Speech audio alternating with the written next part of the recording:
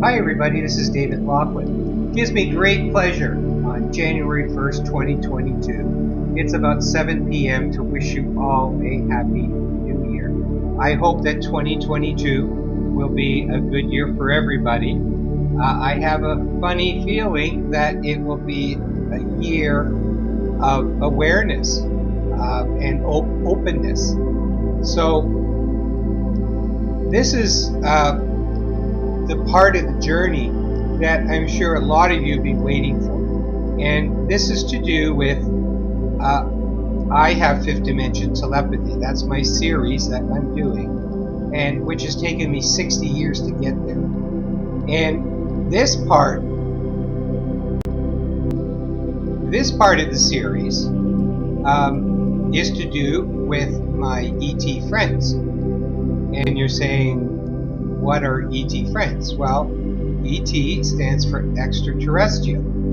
And this has brought me all the way to telepathically, and this is what fifth dimension is, telepathically receiving from ETs. I call them ET friends. I don't like calling them aliens or anything. I like calling them ET friends. They've never done me any harm. So they've only been loving and caring and everything. And so that's why I like to call them ET friends. And they're from all over the universe. So you're going to be introduced to some of them, what happened when I was introduced to them. But I first want to explain to everyone is that having fifth dimension telepathy is a gift that you're not the decider when you get to use that. And if you're going to talk with anyone through fifth dimension telepathy, it usually happens that they come to you. You don't get to say, well, I'd like to talk to somebody on Mars, or I'd like to talk to somebody out in the universe somewhere. Some ETs or whatever. It doesn't work that way. They come to you and they introduce themselves when they feel like you are in alignment with them and that you're capable of having a discussion with them. And if they've chosen to discuss with you, it's quite an honor. So with no further ado, I'd like to begin, and I'm going to start that there is a frequency professor, and she really knows her stuff, and she put out a video, and it was showing in like diagrams of how you can take frequencies and channel them up into the universe and be able to connect with energy and frequencies in the universe. And I thought, geez, that's pretty cool. And I didn't fight it at all. I didn't deny it or say, no, that can't happen. I just went, geez, that's really cool. So I was watching another video, and this was by Dr. Stephen Greer, and a lot of you will probably know him. And he was talking about ETs, and he has quite a program about that.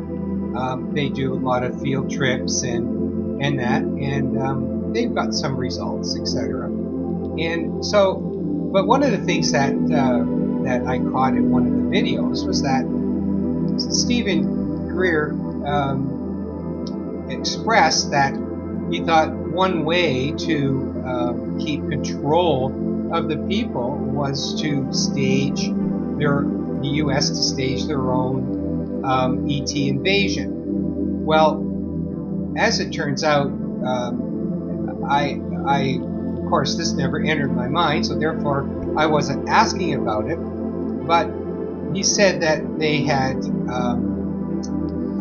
the craft that they had captured. They captured a lot of them since the 40s, and that they brought them back to certain areas and you would know those as Area 51, Area 52, stuff like that, and they would re-engineer the craft, and following other videos, it was expressed not by just Stephen Greer, but by other channels that they had quite a lot of success in re-engineering spacecraft.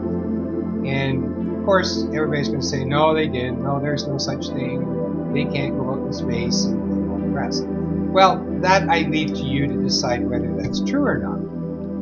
But it's just part of what kind of motivated me to say more, and or to see what would happen. So what I was concerned about is that if they were going to do that, how do we, if the U.S. did that kind of fake invasion to scare people, and then they themselves came to their own rescue, and then people would be in fear more, and then they would follow whatever was being said about that, and that's the way to control people. But instead, they came up with another simple solution, and you all know what that is because we've been in fear for the last few years. So, leaving that to the side, I thought to myself, well, what are we going to do? And lo and behold, I get this voice coming in my head, and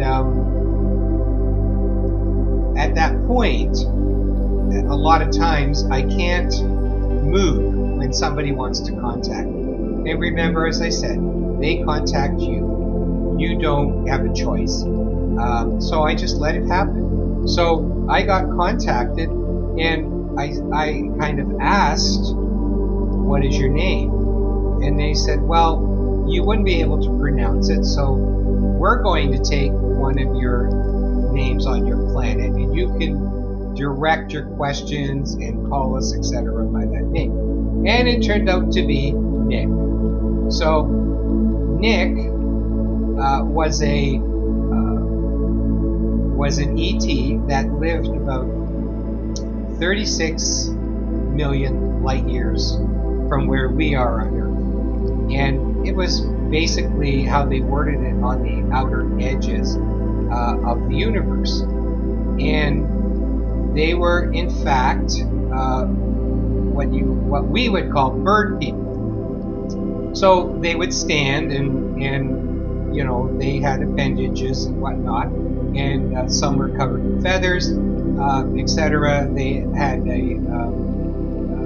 feathers on most of their body, and but yet they stood about 5 feet tall, and they had a beak and different features that you would imagine like a bird would have.